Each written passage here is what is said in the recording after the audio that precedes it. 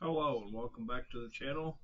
This week I'm doing a review for the movie Zombie Nation. It's Ulli Zombie Nation from the director of The Boogeyman.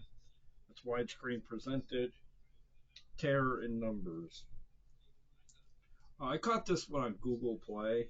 I know I got the physical disc. I could have very easily just watched it through this way, but I did watch it on Google Play. So on with the synopsis of the film. LAPD Officer Joe has a passion for arresting women, handcuffing them, and killing them. He's a serial killer getting away with murder since his buddies at Precinct 707 always cover for him.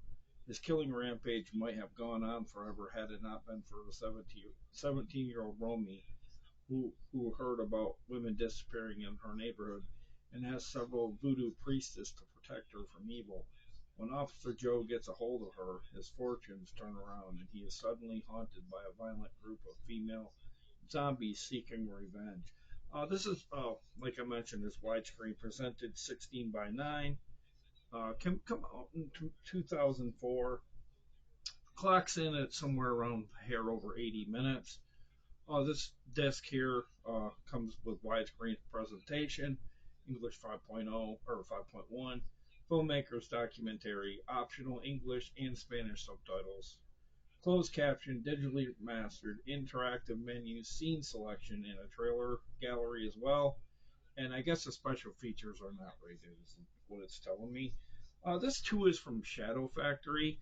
This director, Ulli Lommel, is also known for such movies as The Tomb, Diary of a Cannibal, The Raven, Black Dahlia, Green River Killer, BTK Killer, um, Daniel the Wizard, and a few other lesser known titles. From what I'm seeing with this director, he is very fascinated with the serial killer. But onto the movie. Um, it's not anything like the cover really shows. You'd think it's like nonstop zombie kills and blood and gore. Really isn't a lot of zombieism until like the later half of the movie. I noticed that it's getting a 1.5 on IMDb as well as an 8% on Rotten Tomatoes. It's definitely not a very good zombie film. To be fair, it's kind of misleading with the name Zombie Nation. You think it'd have zombies running galore. Not the case in this movie. Um, I do give it a little merit for uh, the performances aren't overly like screech halting. They bring the movie down so much. I've seen so many low budget films, but I mean for the one and a half, almost halfway to $2,000 budget, it's definitely better than its budget really in a lot of ways because it's hard to bring a film into under budget under two grand and have it be for everybody. It's very misleading, like I say, with the Zombie Nation title, and it definitely went for the cover, to make it eye catching for fans of the. I don't know if this was out around the time. I can't even remember exactly when Walking Dead came out, but it kind of has that like early Walking Dead vibe to it a little bit.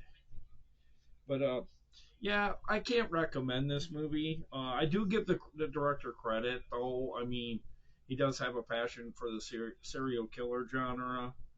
Um, but like the zombie stuff in this movie, they really they really don't come off as brain eating and hunger inducing until there's a part of the movie where they try to get the revenge on the serial killer in this is that it's kind of had them turn into zombies.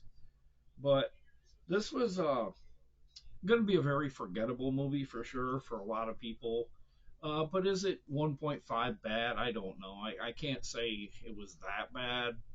But then the same token, I can't also say it's 8% bad on Rotten Tomatoes. But um, I don't know. It's just one of those ones that'll be, on your shelf that you might never really ever get around to again. There's a lot of that stuff on the direct to video shelf. that I could say that the same thing for. But like I'm used to these smaller budgeted films, but I'd have to give this one a thumbs down, just because of the cover, making you think it's something that you're like it's going to be nothing but like this. But on the same token, I do support indie horror, uh, just the same, and I do give it merit for trying to do something with very little, and that's my review.